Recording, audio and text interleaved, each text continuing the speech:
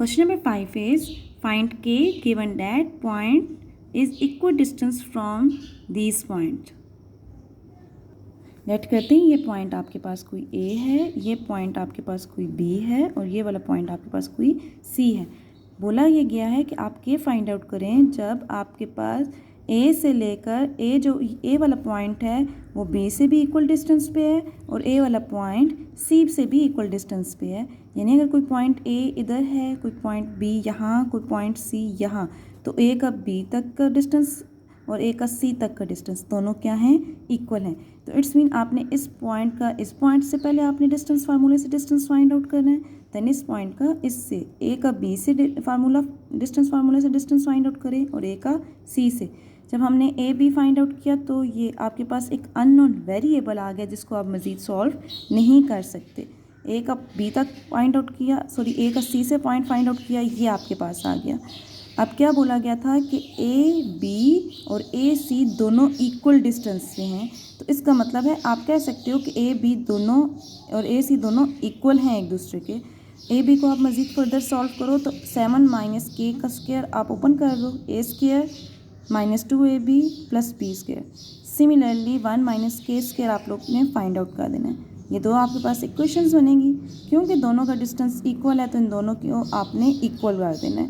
दोनों तरफ आप स्क्वायर लेंगे, जब स्क्वायर लेंगे तो स्क्वायर्स के रूट को कैंसिल आउट कर देगा, आपके पास ये वैल्यूज़ रह जाएंगी। के वाली टर्म्स आप एक तरफ ले लो, विदाउट के आप एक तरफ कर लो, तो ये आपके पास के स्क्वायर यहीं पर आप के वाली टर्म्स को एक तरफ कर लो, विदाउट के एक तरफ। तो जब के स्क्वायर इस तरफ आएगा तो माइनस के स्क्वायर प्लस 2k और ये 50 वहाँ जाकर माइनस हो जाएगा, के स्क्वायर कैंसिल हो जाएगा। आपने इन दोनों को सॉल्व करना है, माइनस 12k आ जाएगा और k की वैल्यू आपके पास क्या आ जाएगी, 0। क्वेश्चन नंबर 6 जो है वो आपके पास बिल्कुल क्वेश्चन नंबर 4 की तरह ही है कि आपने ये बताना है कि ये ABC 3 पॉइंट्स ये कोलिनियर हैं कि नहीं, यानी एक ही लाइन पे लाई कर रहे हैं या नहीं। तो ये सेम क्वेश्चन नंबर 4 की तरह है, ये आपने वैसे ही सॉल्व कर लेना है। Question number 7, verify whether or not the points OAB are the vertices of an equilateral triangle. आपने ये सेम क्वेश्चन नंबर 1 की तरह आपने इन तीनों पे डिस्टेंस फार्मूला अप्लाई करना है और ये बताना है कि ये इक्विलेटरल ट्राइंगल की वर्टिसेस हैं कि नहीं। जब इन तीनों का अगर आंसर इक्वल आ जाता तो इट्स मीन इक्विलेटरल ट्राइंगल की वर्टिसेस हैं, और अगर इनका आंसर किसी एक का भी सेम नहीं आता तो इट्स मीन ये नहीं है। Question number 7 same question number 1 की तरह सॉल्व करना है आपने। Number 8, show that the points ABCD are the vertices of a rectangle. Find the length of its diagonal. Are they equal? इस क्वेश्चन में ये बोला गया है कि आपके पास 4 पॉइंट्स हैं ABCD, वो एक रेक्टेंगल के पॉइंट्स हैं। आपको ये बताना है कि इनकी जो डायगनल्स हैं, डायगनल्स यानी अपोजिट पॉइंट्स को आप जब ज्वाइन करवाते हो ये एक डायगनल बन जाएगा, कि इनकी जो डायगनल्स हैं दोनों यानी कि AC और BD इन दोनों की लेंथ इक्वल है या नहीं।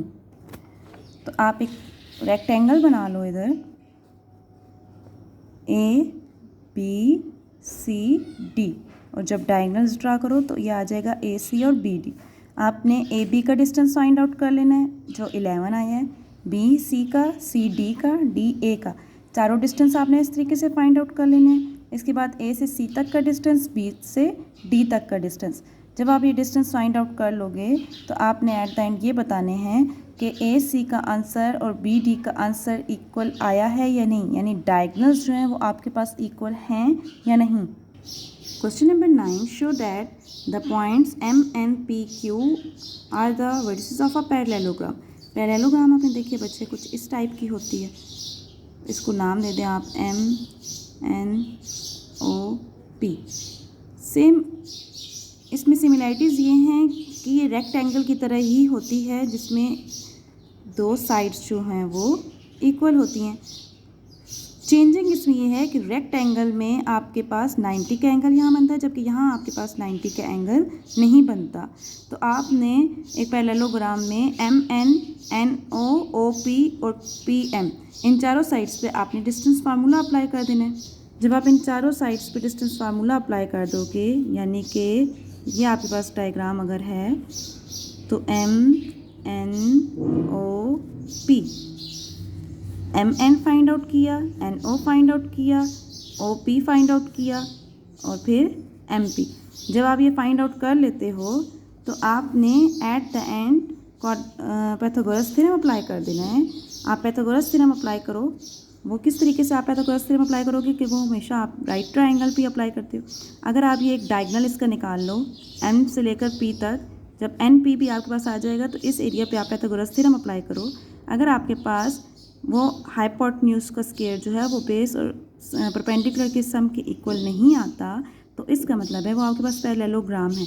अगर वो इक्वल आ जाता है तो उसका मतलब वो पैरेललोग्राम नहीं है, जबकि वो रेक्टेंगल है। अगर आप एक पैरेललोग्राम बनाएं MNPQ, जब आप MN फाइंड आउट कर लेंगे, NPQ, PQ और QM, जब आप ये चारों साइड्स फाइंड आउट कर लोगे, डिस्टेंस फाइंड फार्मूले से इनका डिस्टेंस निकाल लोगे, तो आप एक अगर डायगोनल ड्रा करो N से Q तो यहाँ पर आपके पास एक ट्राइंगल बन जाएगी। अब ये हम देखते हैं, अगर ये ट्राइंगल राइट ट्राइंगल आ जाती है, यानी कि यहाँ 90 का एंगल बन जाता है, तो ये आपके पास पैरेललोग्राम नहीं है, तब ये रेक्टेंगल बन जाएगा। अगर यहाँ 90 का एंगल नहीं बन रहा तो इट्स मीन ये पैरेललोग्राम है, क्योंकि पैरेललोग्राम में 90 का एंगल नहीं बनता। तो आप एक डायगोनल ड्रा करें NQ, उस डायगोनल को फाइंड आउट कर लें। NQ जब हमने सॉल्व किया तो स्क्वायर रूट 125 आया। जो ये टाइप्स लिखी हैं इस टाइप के जो है 6√2, 6√2, इसको आप इस तरीके से लिखते हो कि अगर मैं 125 का LCM लूँ तो LCM लेने के बाद जो टर्म जो है वो स्क्वायर रूट से रिलीज़ हो जाएगी वो, और जो स्क्वायर रूट के साथ रह जाएगी उन टर्म्स को ऐसे लिख लेना है।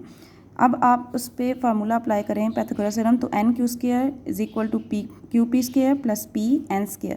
वैल्यूज़ पुट करें तो देखें आपके पास left hand side right hand side के इक्वल नहीं आ रही। अब अगर left hand side right hand side की इक्वल नहीं आ रही तो इसका मतलब है कि ये आपके पास पैरेललोग्राम है, और अगर ये इक्वल आ जाती है तो इसका मतलब है ये आपके पास रेक्टेंगल है। Question number 10, find the length of the diameter of a circle having centre C and passing through point P। Question number 10 में बोला गया आप डायमीटर की लेंथ फाइंड आउट करो जब आपके पास कोई सेंटर गिवन हो, यानी एक सर्कल है उसका सेंटर गिवन है, सेंटर का पॉइंट बताया है -3 और 6, और कोई पॉइंट है, ठीक है, उस पॉइंट को पास कर रहा है, पॉइंट वो फॉर एग्जांपल 1,3, ये आपके पास कोई पॉइंट है। आपने इस डायमीटर की लेंथ बतानी है, यानी इस पॉइंट से लेकर इस पॉइंट तक का आपने इसकी लेंथ बतानी है। आपके पास एक पॉइंट गिवन है, एक आपके पास सेंटर गिवन है। आपने सेंटर से पॉइंट पे आपने फाइंड आउट कर लेना है डिस्टेंस फार्मूले से डिस्टेंस, यानी सेंटर से पॉइंट जो डिस्टेंस निकलेगा आपके पास क्या होगा, रेडियस, और रेडियस को जब आप डबल करेंगे तो वो आपके पास क्या बन जाएगा, डायामीटर। Thank you students.